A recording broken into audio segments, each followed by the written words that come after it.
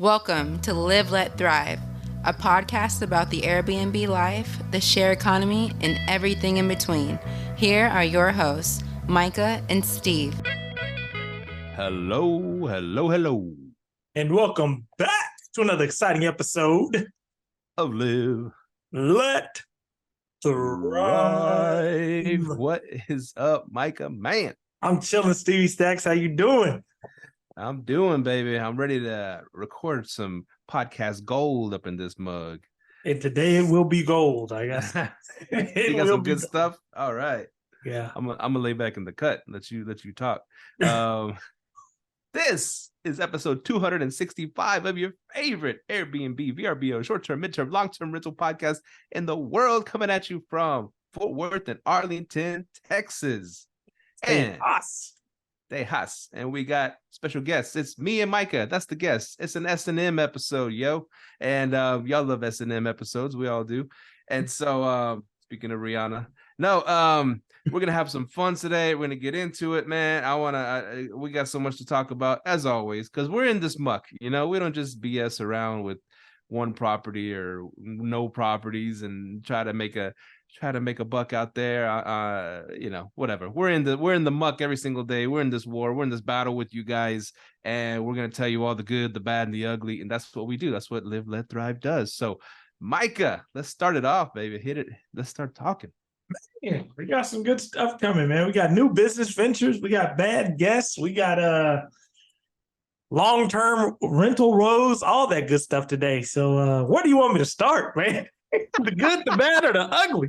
Let's start with the ugly. Let's start with the ugly. It's fun. The ugly? Fun.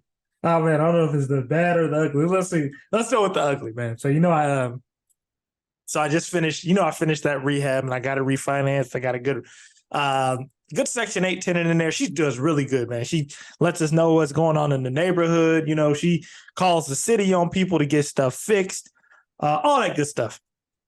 So the other day, she basically hit us up saying that, man, she's like, man, the house, she goes, be honest, the house starting to smell like shit.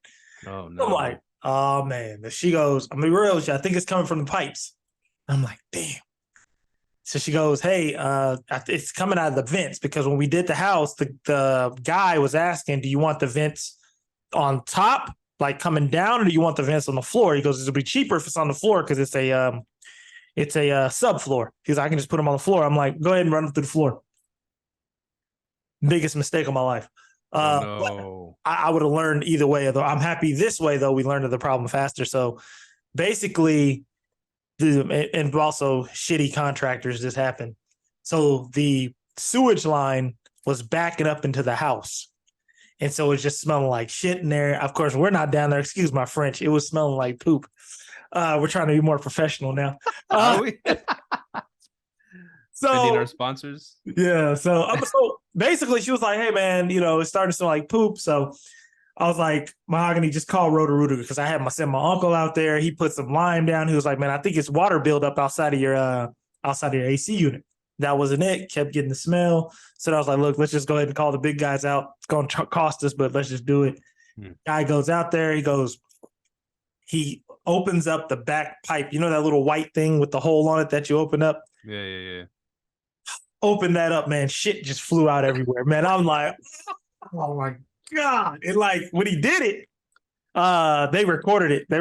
Sent it to us. He opened it up. Shit just flew out of the damn. It literally just flew out. Yeah. So he got covered. He didn't get covered in it because he already knew to back up. He like opened it, he backed up. He like, boom, it flew up. Then it spread all over the ground. I'm like, oh my God. But he goes, so he snaked it, cleaned it all up. And he was like, yeah, man, you got roots down there. He goes, I can treat it, and it'll last a while, but he was like, you're eventually going to have to get it replaced. He goes, it's going to be a lot of money, but he goes, I can just keep coming out and treating it for you every 6 months. I was like, thank you, man. So he got that problem fixed, man. But yeah, it was bad. So, because we have a really good tenant, man. The tenant we got is really, really good. Bless her. Got a good one. Not all Section 8 tenants are bad, so don't ever listen to that BS. I got an old black lady is my Section 8 tenant. She's That's awesome. Who you want. Somebody older with 80-year-old, grandkids. yeah. There you go. Somebody older with grandkids. They just stable. They want a nice neighborhood for themselves. They probably have a little issue, disability where they can't, bring in all that income. So, that's the ones you want. So, Oh, you didn't tell us, so you got to go in on that. We never knew that you got a new tenant, man. So that was the ugly. I got some good and bad, but let's go to Steve, man. Well, you got another tenant? Yeah. It was that condo that I bought, owner finance. Okay. And so and it came with the tenant, and so she's been there like 12 years. So she's been there through like 2 or 3 different owners. So I guess I'd be the 3rd or 4th. I don't know. But she's been there longer than people have owned the condo, right? So but Section 8, government pays most of her rent. She pays a little bitty something, and like clockwork, and she keeps the place nice. She don't ask for nothing. Section 8 does I guess once a year they go in there and they I guess they do like an inspection to make sure everything's good.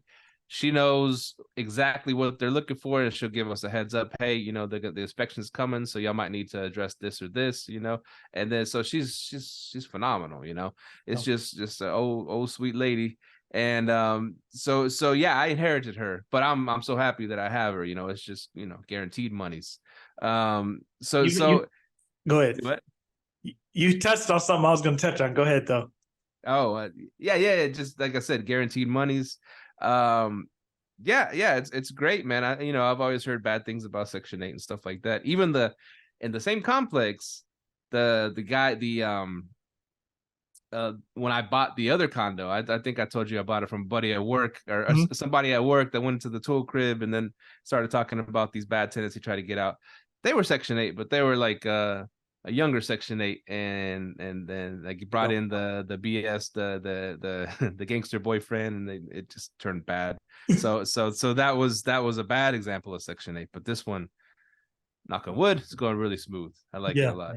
And you said something. You said she's been there like 14 years. So my tenant, she was leaving a place where she had been for 12 years. So those ones who stay a long time and keep the Section 8 going and they ain't bad, have that bad reputation, those are the ones you want. So I'm like, man, I told her, I hope you stay here 12 years. She was like, I'd sure like to, because, we gave her a brand new rebuilt place. And she told us, she was like, yeah, it's some stuff your contractor missed. So it was good having her eyes on it. And she understands like things of a house, how it works. So yeah, I got a really good tenant as well, man. But yeah. So with the real quick with the roots thing, because how did you find the house? How did you negotiate the price and all that? You did an inspection, right? So this is what happened. No. We did an inspection, but we did a walkthrough. I had somebody do a walkthrough for me. We did an inspection, but I kind of didn't trust this guy's numbers. I should have trusted him. By the way, always trust your hard money guys' recommendations, because we ended up going over budget because we didn't follow him. That's a learning mistake on me. But basically, we found the house through a wholesaler. Found it through a wholesaler. We paid $36 for it, put about $70 into it, refinanced it. We pulled about $90 out. So we got about a little bit under what we put in. So we left some money in the house. So that's how we found it. And then I had my cousins walk it for me. Yeah, they didn't do a good job because there was no plumbing up in there. So we missed on that. I should have just went with the original hard money guy. He knew exactly what was going on. But we ended up getting everything fixed. But that issue, the guy didn't clean out he didn't drain everything, all the new pipes and stuff he put in. But other than that, everything else was going pretty good. But yeah, that's how we found it. We found it through a wholesaler. It's a good property. It'll pay us, if it keeps on going how it's going, it'll pay us. The mortgage only is about $830. We get about $1,200 in rent. So not too bad. But yeah, that's basically that house. We are looking for more now. We're looking for I'm looking to sub 2. As you can see, I'm rereading this book. This is the first book I'm like rereading in another year. I'm like, this book was so good, so much information. I have to reread The Wealth Without Cash by Pace Morby. Nice. And yeah, but that was the ugly. The bad was, so we had a guest today. And then to Steve, I showed it to Steve. So my cousin, she's one of our cleaners. She hits me up. She was like, hey, man, there's a couple things that are broken at your house. She sent me the picture of a cabinet that was broken, right? And she was like, hey, she sent it to my VA. She goes, hey, just letting you know, we can get somebody out to come fix it. Boom. Hour later, she's texted. This time she FaceTimed me. And I'm like, oh, man, like if she FaceTimed me or something, goes, hey, we got a problem. I'm like, what do you mean we got a problem? So She's like, hey, I was just opening up the drawers in the bathroom, and she showed me. She goes, I opened this drawer, it was clean. She goes, I cleaned it out. Open the second drawer, cleaned it out. She goes, now open this drawer. She pulled it out. Big ass fat sack of weed. I'm talking like a pound in this shit. I'm like, damn. He's like, where's the problem? I don't see a problem. She was like, I'm gonna be here till 4, getting this place ready. She goes, you know somebody that will want it? And I was like, damn. I'm like, man, that's a fat ass sack of weed. I'm talking this other like a woman. Steve saw it. He was like, damn, that ain't no. Steve was like, that ain't no Mexican dirt. No, that ain't no Mexican dirt weed. That was the real deal. Yeah, so I looked, it was a big ass. I sent it to Steve. He was like, damn. So I'm like thinking, I'm like, nah. I'm like, I don't want to call the dude and tell him to come get his shit. But I'm like, it was so much weed, like somebody's gonna be looking for it. Like it ain't just yeah, it was a lot. So I'm like, damn. So I was like, told my cousin, I was like, okay, finish cleaning. I'll make some calls. See what we can do. And then like 20 minutes later, she texts me. She goes, by the way, he came and got it. I'm like, okay, cool. He came and got it. But she goes, make sure to charge his ass for all this shit he broke, because you know he got the money. Hell yeah. Yeah, you know he's got the money. So I'm like, hell yeah, you know, because I told Steve at first, I was like, I don't think I'm going to charge him for all the stuff you broke. Yeah. I was like, this may cover the cost. But yeah, man, but it was a mistake on my end, because, and this is one thing I got to start doing. If they break the rules like immediately right off the bat, I'm going to start I'm already, if you don't read my rules, and like, let's say my rules, you have to upload your ID. If you give me pushback on the ID, it's an automatic 1-star review because I know you didn't read the rules. But he uploaded his ID and he was a local. That was my mistake. I should have immediately said, hey, we don't host locals. Cancel. You got to go ahead and go back to whatever it is you do. So you got to cancel. So I did make mistakes trying to be nice. It was like a long, it was like a week and a half reservation. I was like, I don't want to cancel. I should have canceled it. Because the day he checked out, somebody else, a long-term, checked in, and then we had to do extra cleaning because he had marijuana all over the house. But we're gonna charge his ass up for that. But yeah, man, that was the bad and the ugly, man. I was like, but we got to resolve. We're gonna get everything fixed up. But you know, this real estate stuff, it ain't for the weak. It ain't for the weak. It's not for the faint of heart, man. And I tell you the truth, I've been going through it, man. This summer, I said like. Yeah. So many ACs have been going out at my places. I mean, thousands of dollars, dude. Thousands of dollars of ACs going out. And also, it's crazy because I was like, okay, I went into this summer. I was like, man, you know, bookings out the butt, you know. But I mean, it's like money. And I planned a couple nice vacations, right? 2 nice long vacations. And in Mexico and in Padre. And so I spent a nice chunk of money. As soon as my vacation started happening, all this stuff started happening. All the AC started going out everywhere, and all these expenses. And I was like, crap, dude. You know, it's just I spent a ton of money on these vacays, and then all these expenses from the rental houses are happening. And then to top it all off, and I'm still dealing with this. And I think I told you on the last podcast, me and you. The long-term tenants I had in my first rental house, like for years, they finally got them out, and that place is just trashed, dude. They destroyed it, man. And they like pit bulls chewed up everything, piss and shit everywhere. This is the shit episode, y'all. Yeah. And so it just stunk in there to high heaven, and it's just gonna need a total, you know. It's gonna need walls, gonna need floors, it's gonna need bathrooms. They did some craziness in the bathrooms. I don't know what's going on in there.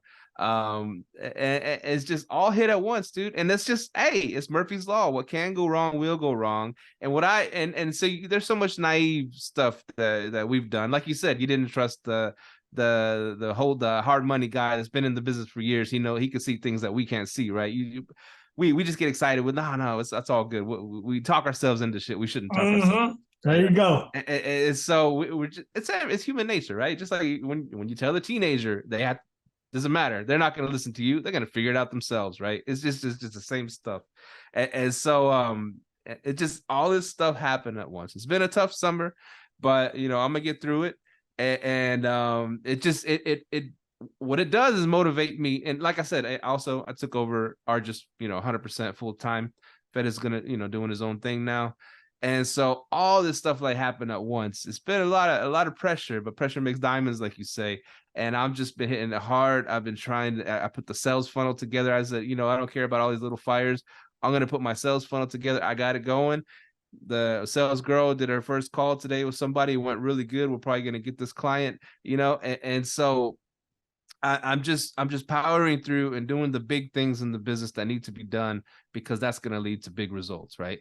And so setbacks happen. I will say that and people have always said, you're supposed to put a certain amount of money aside. What is it called? Like capex or capital expenditure or whatever that's going to happen, because ACs are going to happen, water heaters are going to happen, roofs are going to happen, all this shit's going to happen.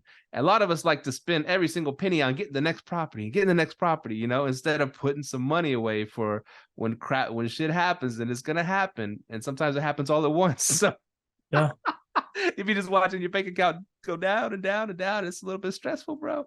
But man, powering through, gonna get through it. It's gonna make us stronger. We're getting more clients, because I got no choice but to get out there and hustle. So it makes your hustle muscle stronger, at least. Right up. You touched on a lot there, man. Yeah, because there's the ugly. It's AC, man. Summertime AC problem, boy. That ain't no joke in Texas, man. That's and like you said, it's Murphy's Law. It always happens like at the same time, man. One thing I do, and because I've been dealing with a lot of AC issues. I have one AC issue I'm dealing with, and you remember back in the day when I told you I used to use American Home Shield, and I was like, man, I don't think it's worth the cost. Then that's when all this shit starts piling up when I cancel them. I'm like, damn. It doesn't matter. I'll tell you, it doesn't matter, because I was, when I still had them on my houses, I was calling in AC stuff, and they stopped cover. They denied every single freaking request, dude. Every request. When the first year I had them, they approved. What happened? I said, no, are you serious? No. The first year it happened, I did 2 requests on 2 AC units, and they came out and fixed them. I was like, this is great. Saved me like $7,000 that first year, right? That I had them. I'm gonna put y'all on all my motherfucking houses. And I did. And then as soon as I did that, and I started making claims or requests at different houses, they came out, they would deny every single, I think they blackballed me or something, right? They said, oh, this dude already hit us up for a bunch of money. We're going to deny every single request moving forward. So I called them up. I was like, and of course, you're not talking to, someone from this country when you call Home Shield. You're talking to people that we hire. We're talking, no, not people that we hire. We hire the good, VAs. Yeah. You're talking, they're paying theirs like $1 an hour or something, man. So anyways, you're talking to someone that can barely comprehend what you're saying, and they're trying to they're just saying, they're just reading from the sheet saying we because of this we don't cover it, they deny everything. So I just said, why am I paying $100 a house or $75 whatever, $40-$50 a house plus $100 for each call to come out if you're going to deny everything? So I wouldn't don't feel too bad that you got rid of Home Shield, then all of a sudden all this stuff happens, because they would have denied your ass anyways. Damn, man. Yeah, man. So I got a good handyman though. But I know, like, handyman, that work, that work order be filling up on them handyman though. But you gotta have a handyman and you gotta have a pro, the guy that costs money, because the handyman could do only so much. And you gotta have levels to this game. Straight up, man. Straight up. But speaking of the pro came out and got it fixed. My not my HVAC issue, but my plumbing issue, he got that fixed. So yeah, man, you got to have a pro, and then you got to have a handyman. You're right, man. That is for sure. But man, go ahead. Oh, I was just gonna say, I'm seriously contemplating and getting my freaking HVAC degree and making a shitload of money in the summers in Texas, because why not? And at least I'll freaking fix my own houses, right? Yeah, man. My brother-in-law does the HVAC inspections, bro, and it pays you. It pays you. Every landlord should know a little bit about HVAC. I think or else you're gonna go bankrupt. Yeah, you got to know a little bit. Sorry, man, I had to cut you off. You're gonna. No, go ahead. Okay. Go ahead. Not only HVAC, I'm gonna get my freaking insurance salesman degree also, because this homeowner's insurance that all of a sudden I'm getting hit up for re-upping. Oh my God, I saw it the other day. Some of the prices had tripled on some of my houses, and the other ones had doubled. I'm like, what's going on, man? What the hell is this? And so the coverage is the same. I'm tripping out, dude. The freaking insurance is just. People don't understand, and this is what I tell people, man. In Texas, if your homeowner's insurance is going up on top of property taxes, man, you better be buying some too or something. If you're buying right now, you crazy. Ticking time bomb, dude. Because first of all, everybody paid double for what a house cost just a few years ago to get into a house, right? And they spent every bit of their own money and grandpa's money to get into this house. And then all of a sudden their mortgage goes double because of the taxes. And then the freaking insurance goes up. So that goes up again because insurance, it's got to cover this new $400,000 house that you bought for $300,000. Now it's worth $400,000. So they got to jump the price, and all this shit's happening now. What, man? Getting stomped out, man. It's crazy. That's crazy. I know, man. It's a lot. But on to the good side, right? I know it's a downer of a show, so it's always good to start with the downer. Hopefully our listeners didn't be like, screw this. These guys are depressing today. No, they're nodding their head in the car. They're like, yeah, goddamn right, man. But no, man. Okay, so all right. So you know how I've always told you guys, and I always talk about with me, you, Mike, and Fetty. I always say, man, the best businesses are business to business models, right? I'm like, everything's business to business. The quicker you get to B2B, the better your business is going to be. So me and Mahogany's leading this one. We are getting into a new business venture. Shout out to Kim and Ann. They've been on the show multiple times. Shout out to Six Figure University. But we're about to get into a different type of arbitrage. We're going to get into salon suites. Dude, please let me do that with you. Please. My wife's begging me. She wants to do it. She went to school for esthetician, so she knows all that stuff, man. She's been begging me to do that with the Kim and Ann thing. Yeah. The salon suites arbitrage thing. She's been begging me, dude. Okay. Me, you, and Lupita and Mahogany gonna sit down and have a conversation then. Dude, she'll be so freaking happy because I want a lot of them. Oh, okay. I want a lot of them, and I'm gonna tell you. Let me break this down to you, and I'm gonna tell our listeners, y'all can listen to this. This is arbitrage, but in a different way. So basically, and shout out, and I'm gonna try to get 2 of her students on D&L. Shout out to them. I'm gonna try to get them on because they just opened one in Duncanville, and it's nice on the inside. It is nice. So basically, okay, you rent out a space, right? And you break that space down into like 9 or 10 suites. And those 10 suites, the people in there, they pay you weekly. Like they pay you like $250 a week. So like, I'm going to use an example of a person we know. Their rent is $2,000 a month. They have 8 suites. Those 8 suites pay them $200 a week. So what's 200 times 8? Like 1,600 or something? Yeah, 1,600. So basically, the first week, your rent's almost paid. Second week, your rent's fully paid and you have some more on top. Utilities. Third week, it's like half utilities and the rest is all profit. And it's guaranteed because it's not guaranteed, but you're working with business professionals. You're working with barbers, estheticians, nail techs, all that. And that's what we're doing right now. And it's funny because they came here and we had drinks in my living room and they talked about you. They were like, we told Steve and Lupita to start. They didn't get started. And so I was like, okay, I'll talk to them. Bro, when I say this is a cash cow business, it's like, it's better. I was like, and I'm not going to say it's better than Airbnb right now, but they've done Airbnb and they like it better. They stopped doing Airbnb. They were like, it ain't even bringing enough money for what we're trying to do. They are making so much money doing this because it's better clientele. There is no up and down season. You provide a space for a business owner, and that business owner brings in their own clientele. It's the perfect, and that's why I was like, man, this is perfect. This is definitely what I'm trying to get into. So that is our newest business venture. We're looking for a commercial space right now. Me, you, Lupita, and Mahogany got to set aside time. And we can talk, if you want to partner on a bunch of them, I'm down. Like, I want to get one. I'm trying to get about 10 of them all around the Metroplex. If I get like 10 of them, bro, we in there. But yeah, that's how I want to do. I'm down.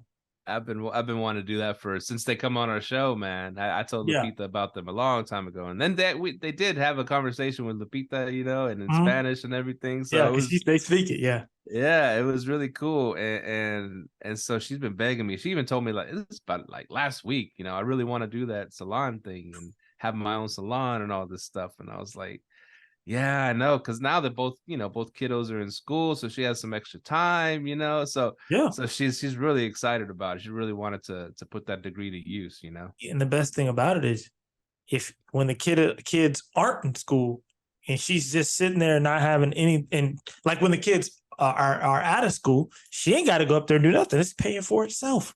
The best part about it, so but yeah, me and Mahogany's taking the course. She's like already out there on the hunt.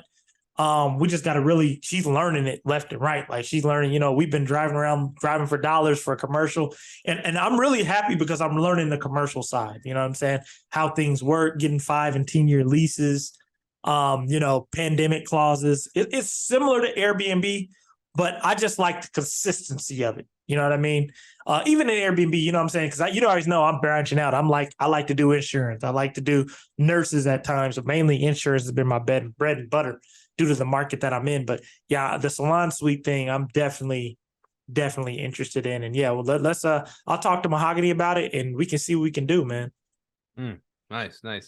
Now you said you're into insurance. How are you into insurance? I mean, like the insurance clients. Oh, okay. I'm really loving that. Oh, me too, man. There's nothing better. That's nothing better. For sure, bro. For sure. So that is cool, man. See that, I mean, people talk about, arbitrage. You can arbitrage anything, really, right? And it's really nice.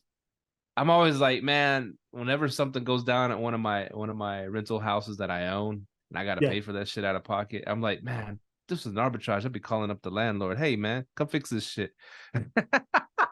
But it's good to own. It's good to own as well. But I'm just saying, it's just so funny that the arbitragers, just be sitting back making all that money and then don't have to fix nothing. So yeah. What was I going to talk about? I have a lot of stuff to talk about. We talked about the sales funnel a little bit. Shout out to Bree, because like I said, I set up this thing. Manu's bringing all these leads, and it was sending like out kicking the covers, like I told you, and I couldn't handle them all. So I hired this girl that was calling me to try to arbitrage my arbitrage kind of thing. And she was real smooth. And I didn't tell you, man. She graduated from LSU. Did I tell you that? Let's go. See, now I gotta meet her. You gotta meet her, man. And she was she was involved with like the training, the sports training and all that stuff. So she was back, and she said she was back in the BRRRR and OBJ era.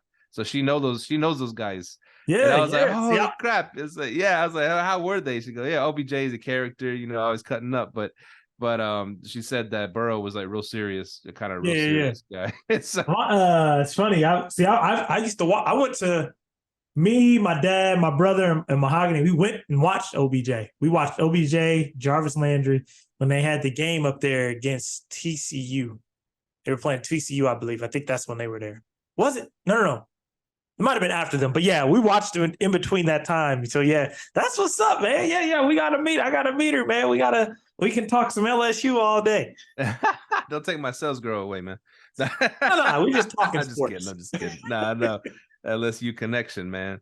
So that's really cool. I was gonna talk about something, and then, man, you're talking about the good, bad, the ugly. You ever had someone vomit on your couch? Oh, in my Airbnb? In your Airbnb. Oh, no. They got to charge them for that. No, my team's working on it, man. They're working on it. And that's the cool thing. They know the steps, they know the processes, so they're doing everything. And I'm just saying, hey, just be sure to handle that. That's the cool part. A book. I know you're reading the Wealth Without Cash book again, right? Yeah. I gotta read that one again, because I'm definitely, like, while Mahogany's on my Mahogany's kicking ass, because right now she's doing, I'm working, right? So she's doing like the commercial thing and the residential thing. So she's still cold calling, getting deals that way as well. So yeah, and I'm also, because I'm trying to add this, I want to get a sub 2 deal done just so I can have that on my tool belt. Because once I do it once, I can document the whole process. And then I can have my BRRRRs and my sub 2s, and I can have it. I'm trying to turn all this into a funnel. Just like you're doing, I want it to be a funnel so we can, hey, BRRRR deal, sub 2 deal. Then we can go in the commercial side. We have, our our salon suites. And what I'm going to try to do is I'm going to work with my salon suite people. This is my goal. If I can get them near our short-term rentals, this is why it'd be perfect to partner with you on it. We can see if we could get them, but like, yo, you want some extra clientele? Would you mind giving our Airbnb guests 5%, $10 off whatever they order from you? Then their clientele goes up, because the more clientele they have, easier it is for them to pay us booth rent. So I'm trying to really turn this whole thing into an economy, man. Yeah. That's awesome, man. That's awesome. 7 streams of income. Yes, sir. Yes, sir, man. And what are your thoughts on Houston? As far as I know we've always talked about how oversaturated it is. Now they're talking about doing Dallas style regulations over there. What do you think? What are your thoughts on Houston? A lot of people are getting out of there, right? Houston's problem was the saturation, but it was also just the problem with it was just too many units. I wouldn't touch Houston again unless I was doing a house. And if I was doing a house, I'd be very, very strategic on my marketing. If I was doing Houston, I'd be going hard on direct. What I'd be doing is I'd be going through, if I was to set one up in Houston, like a house in Houston, like a 3-bed, 2-bath, I'm going hard on direct from day one. Yeah. Speaking of different markets, and this is what I'm starting to see across Texas. I don't know about in Houston, but in the DFW area, I'm starting to see this really tough. So my mom and my brother came down for about a week for Malachi's first day of school, but they stayed in an Airbnb over in Grand Prairie.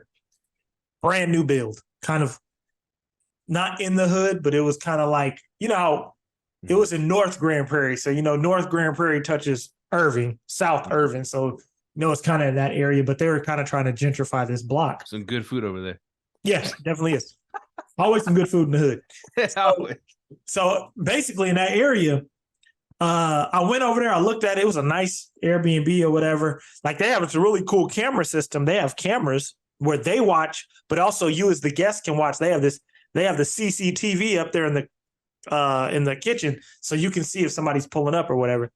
And it was really nice Airbnb, brand new build. But what I'm starting to notice is a lot of these people have to Airbnb these new builds because of costs. So I'm like, man, they which is a good thing in Grand Prairie because they already have regulations in and stuff like that. But I'm starting to notice that, and I don't know what that's going to entail in the future. You know what I mean? Like, if something was to happen, I don't think Grand Prairie would ever shut down. But if there is a situation that would come up, I don't know if you want to be one of those people. It's just like in Houston. I don't know if you want to be one of those people where you're going down there and, the market turns on its head. They start putting in regulations and you're stuck holding the bag. One thing I will say, if I was to go to Houston, I would be marketing direct, but I would probably try arbitraging or co-hosting there first. I wouldn't buy. I would stay away from apartments because it's just oversaturated with that. Apartments just stupid in Houston. So, but yeah, it's multiple ways to look at it, but I'm not a fan of Houston right now. We have 2 townhomes over there, so leases are coming up in November, so we're probably gonna jump ship. I mean, they haven't been. I mean, they've been a little bit profitable, but not worth all the headaches. So we went in with some partners over there.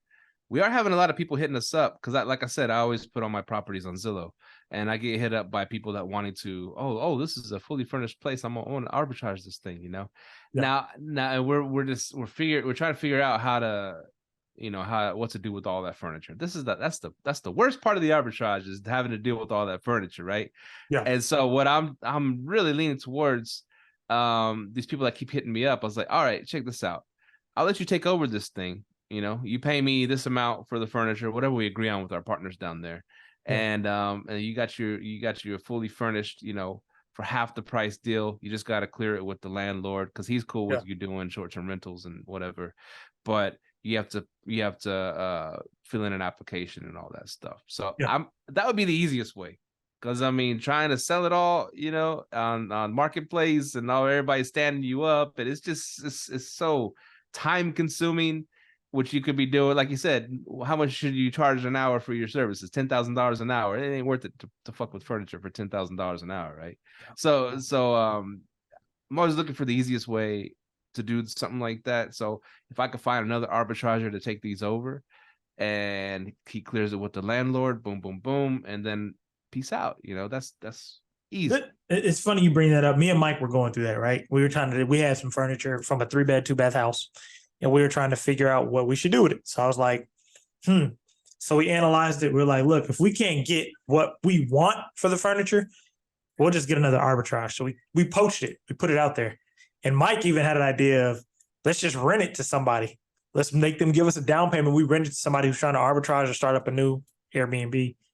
That really didn't bite. And then we put it out there to see how much somebody would pay us. It wasn't what we wanted.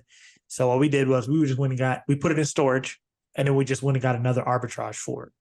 So, and we get those arbitrages started on September 1st. Just 2 arbitrages. We're starting on September 1st.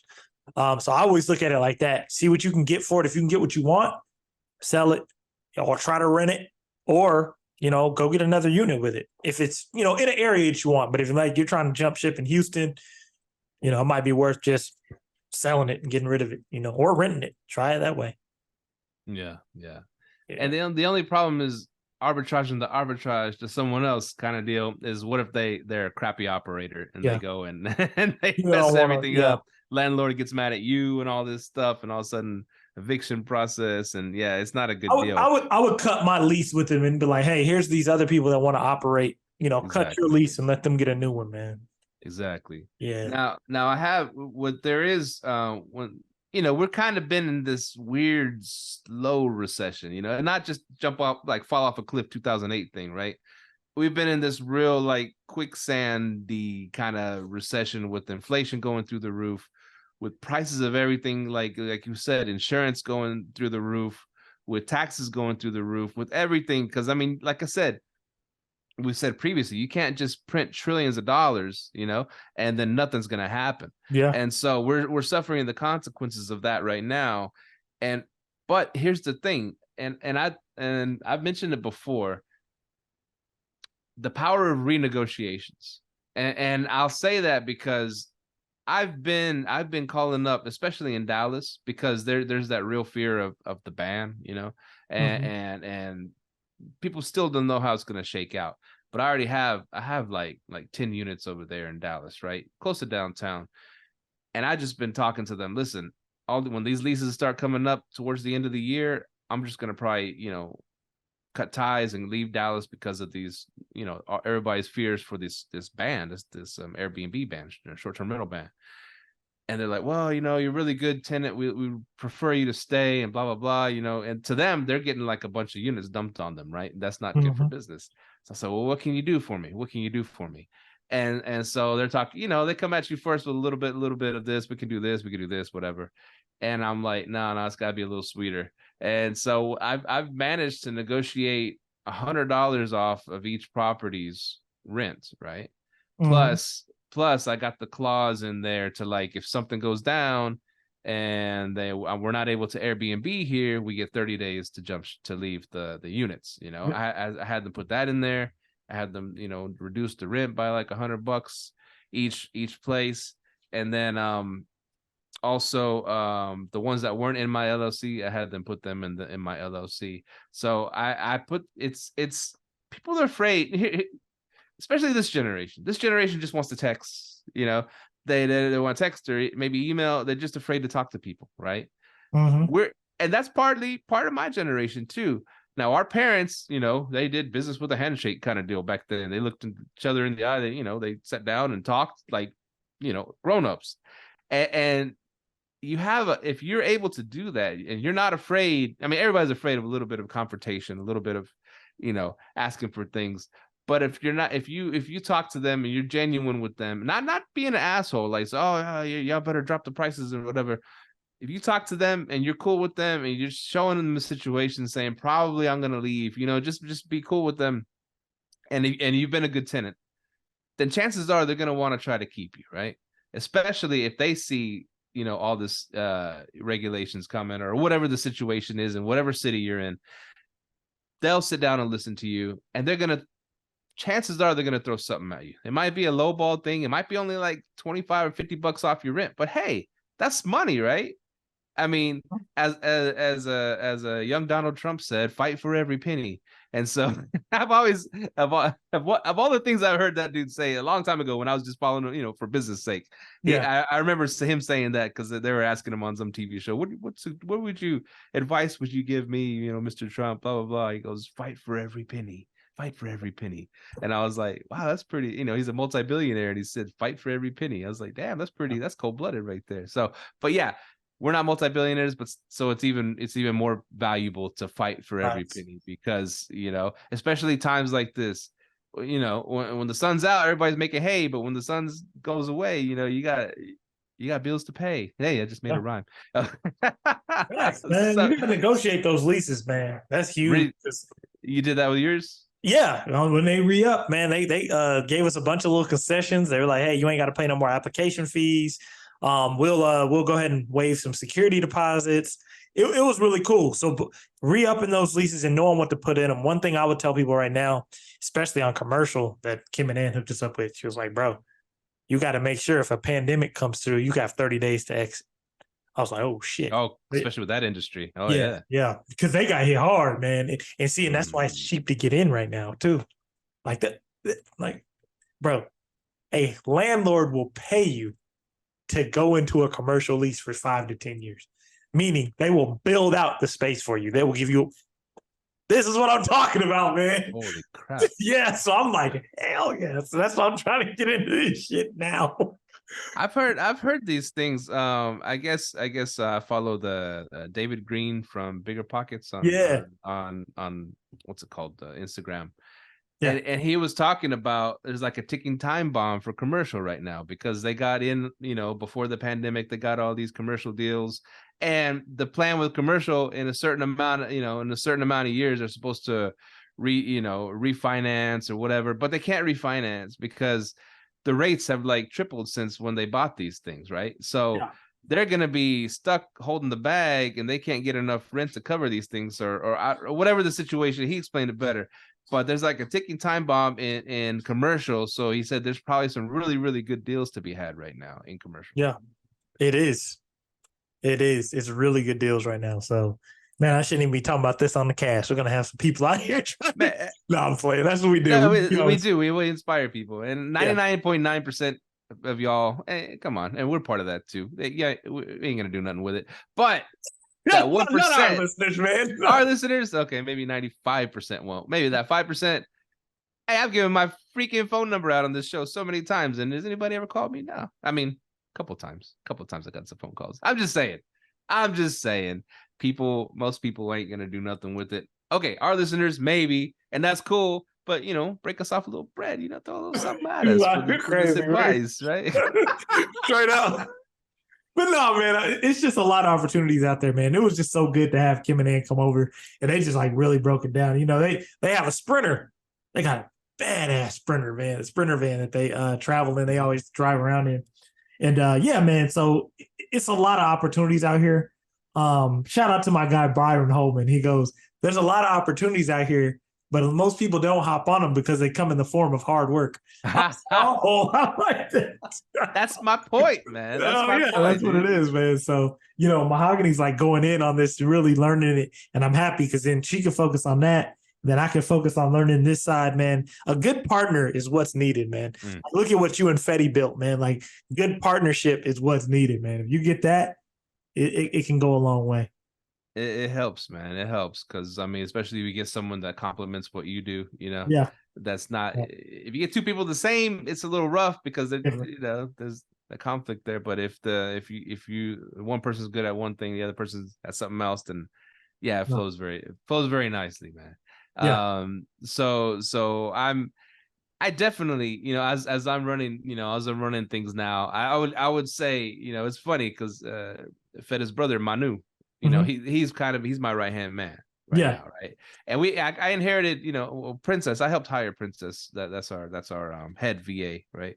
And she's great, and she's taken over completely the management role. I told her, hey, you're going to be Federico for a while, but and then my right hand man is Manu. And so I guess that's how I always roll. I know I can't accomplish things by myself, but I always find great people like this podcast, man. I was like, once I met you, I was like, oh, dude, you would be great on a podcast, man. And I weirded you out and shit, but we started it anyways. But I just knew, because you had the knowledge. I have the, I got a little charisma, and I know how to, do a little something. But I knew you had the knowledge, and you could really express that on the show. So I'm always good at finding like a great partner to level up. That's one of my skills. Yeah. You're definitely a charismatic one, man. You're the question guy, the charisma guy. Me, I'm more of a note taker. I'm like learning and taking notes and all that, so I can learn it. But yeah, man, that's why I love this podcast, and that's why I think we have so many good guests. And I think that's why it's going to continue to grow. And now we're gonna get into some salon suites, and because honestly, man, how you were talking about letting those leases go. I think there's so much risk with arbitrage on the Airbnb side. And I look at calendars, like I'm in some of these Facebook groups, and I think people are running just shitty businesses. I'm going to explain why. I just kind of seen some shit. Like I'll see like people, they'll post their calendar, right? And they're all booked up. They got these 1-2 day stays, all booked up. I'm like, how are you? I'm like, they're selling all these days. And I'm like, I know they're just not profiting off this shit. I'm like, if you got a full calendar like that, like they're just selling everything they can just to get somebody in there. And that's why I was like, that's why I like the commercial space. Cause I'm like, you're doing business with other business owners. And then if you got all these check-ins in one day, I don't know how many complaints you're getting. You're getting a shitload of complaints. You're getting shit that ain't working. And it's just like, I really start to realize, cause right when the summer hit, that's when I was losing all my long-term tenants, like my insurance clients. And I'm like, hey, shout out to Well and Good, because they've done a really good job of, coming back on their complaints with everything that they've been doing. But I'm like, yeah, is the summertime money really worth it in Airbnb? We've had a big summer this year. We had a pretty big Me summer. too. But is it like worth the complaints? That's a good question. If you have a team built in place to absorb all that shit for you, it makes life easier, right? Yeah, right? It does. Or I don't have to go in there and fix nothing or handle or talk to people. Yeah. So that helps a lot. And that's why that for me, keeping the units we got, and then maybe even picking up some more Dallas units, I could foresee that because I have the team in place that knows all the systems and how to handle each of these things, and angry clients and all that stuff. And that's what made me also think, like, it seems like maybe the co-hosting side is a little bit better than management side, because then you ain't holding the bag. Man, there's pros and cons. There's pros and cons to both, because you could get a client that's pretty high maintenance, and they're on your butt too. So you're getting it both ends, from the client and you're getting it from the guests that are staying there. That could happen too. So it's the grass is, I mean, there's no perfect solution. You just handle things how you can handle them. You can just drop a client. You can drop a client. That's true. Yeah, that's so I've been doing it. Just drop them. Any client, just drop them. Ain't no sweat off my back. If I drop an arbitrage, I gotta go get furniture out of there. I gotta go but dropping a client, like, plus what I do with all my clients, I put them on a 90-day trial. Okay, we do the similar. Yeah, do a 90-day trial, then I can kind of get your temperament and be like, we're not a good fit.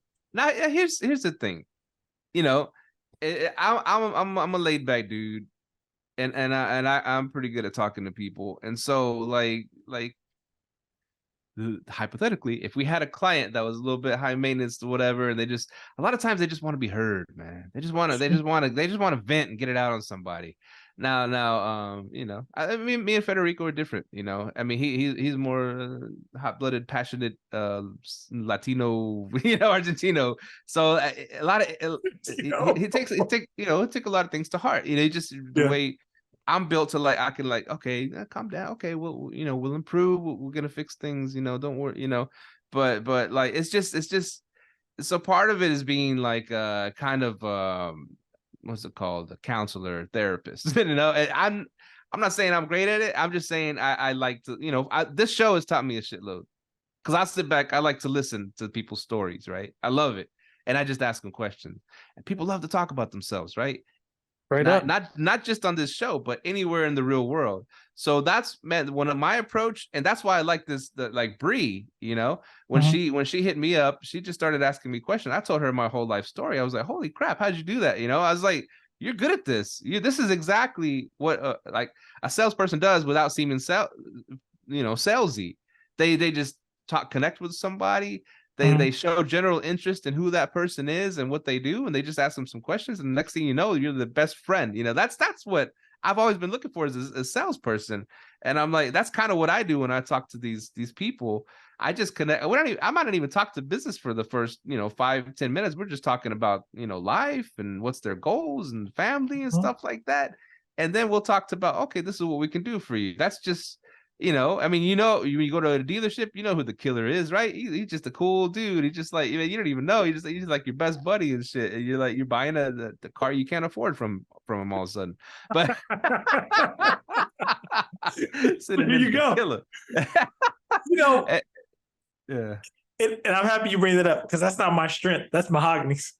That's true. I'm like Fetty. Like I'm kind of introverted, so I'm like don't really like talking to people on the phone about the stuff that they do or whatever. I let Mahogany handle that. I'm just not good at it. So I'm like trying to get off the phone like, hey, yeah, okay. And I'm going to give you a perfect example of that. You know how the plumbing issue was going on?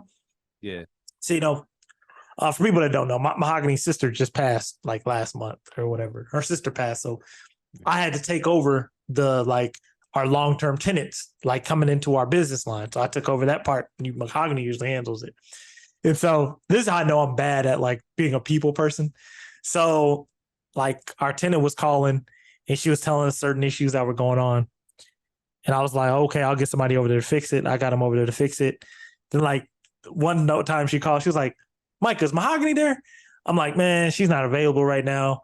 And, she got the vibe. Like, I'm just not good at talking to people. So she started asking like, where's Mahogany? So Mahogany ended up talking to her like a week or two ago. And ever since then, she's been so happy, because Mahogany will listen to her. She'll listen to her, talk back to her. Me, man, that ain't my strong suit, bro. Like, I'll get it fixed. So, so as soon as she started talking to Mahogany, immediately she was happy. She's like, oh, man, she got off the phone with us today. She was like, man, I love y'all. I'll talk to y'all. So I was like, she knows like Mahogany's going to listen and get things handled. And that's what people want. They want to be heard, man. And so that's one thing I'm still working on her. Actually, it's not my strength. I'm pushing that over to Mahogany. This is not my strength. And that's one thing you have to get comfortable with. You have to get comfortable knowing your strengths and weaknesses. Where you're weak at. In America, we always teach, focus on your weaknesses. No, double down on your strengths, man. That's what you're good at. Double down on that, So I'm really learning, man. A typical IT guy. Yeah. Exactly what I am. And it's funny, like when I was in college, I was in my psychology class because I love psychology. I love that. Like I love how the human brain works. And like we did this little test and it came out that I was an introvert. And so the psychology teacher, we're all talking in class. And we're like going over like how our personalities are. And he goes, oh, yeah. And I told him, he was like, he basically asked what everyone was majoring in. I told him I'm majoring in information technology. He goes, oh, man, that's a perfect career.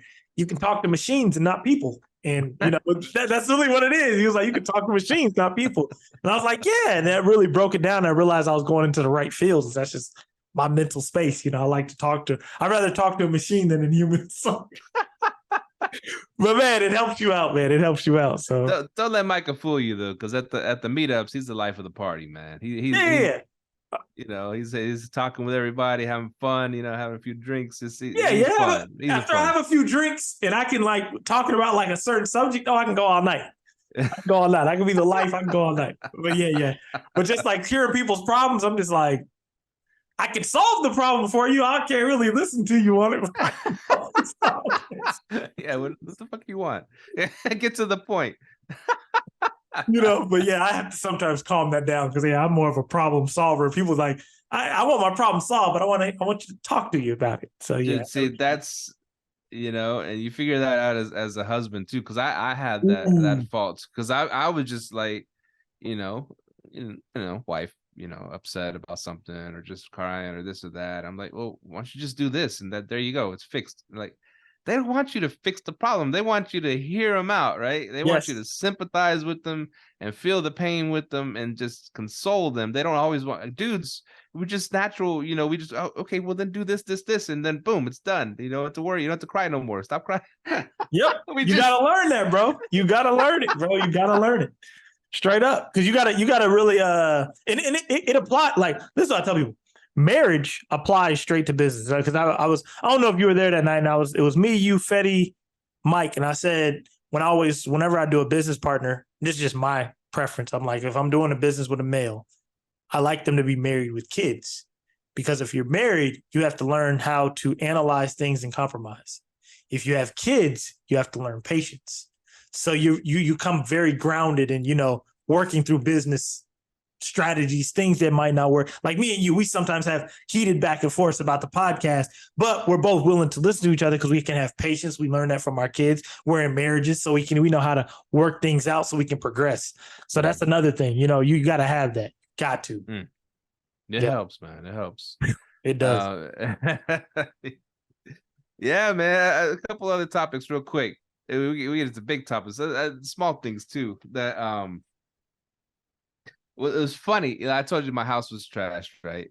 Yeah. My very first rental house, and it broke my heart. Whatever. But turning the electricity on, because I was like, okay, I got to get some electricity in here, right? So we can start fixing on this house. That was a fight because, when you got bad tenants, ghetto tenants, I guess they burn a lot of bridges in the utilities paying department. So they had a hold where I couldn't just call and turn on the power. I had to send proof that I own the house and all kinds of stuff, man. I had and then they had to wait for approval, and so I got it turned on and everything. But yeah, it's just when you're dealing with ghetto people, man, these places, they're not gonna just turn the power back on. I guess they put it in all their kids' names and they ran out of kids or something. I don't know, bro. It's funny you say that. The house I bought in Rehab, it was, I said it was, remember I told you I was going to turn into a short-term rental, but it was ended up being too far in the hood. Yeah, I had to provide inch proof that I own the house and whatnot. They were like, well, the utilities haven't been on since such and such. Man, I was like, what the man? I was like, yeah, you got to send ID down here. They're like, can you come in person? I'm like, man, I live in Texas. I can't just roll up there. And they're like, okay, well, we verify you. I was like, dude, because when I first bought the house, it was a pain in the ass because I bought the house in an LLC. You know what I mean? I purposely bought it in the LLC.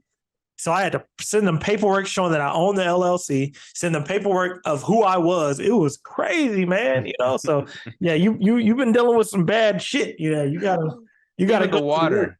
I had to go up there in person to turn the damn water on today, man, to the city hall, because they wouldn't let me do it over the phone. I was like, God dang it. And they wanted proof. They wanted proof that their lease had ended and they moved out, and they started asking me questions. Was it an eviction? Because you need this. I was like, no, it wasn't an eviction. It's just, you learn to when they start throwing stuff at you, the city, you learn to, what to say and what not to say to make the process a little smoother, because they'll throw some paperwork at you, man. God dang. Real quick.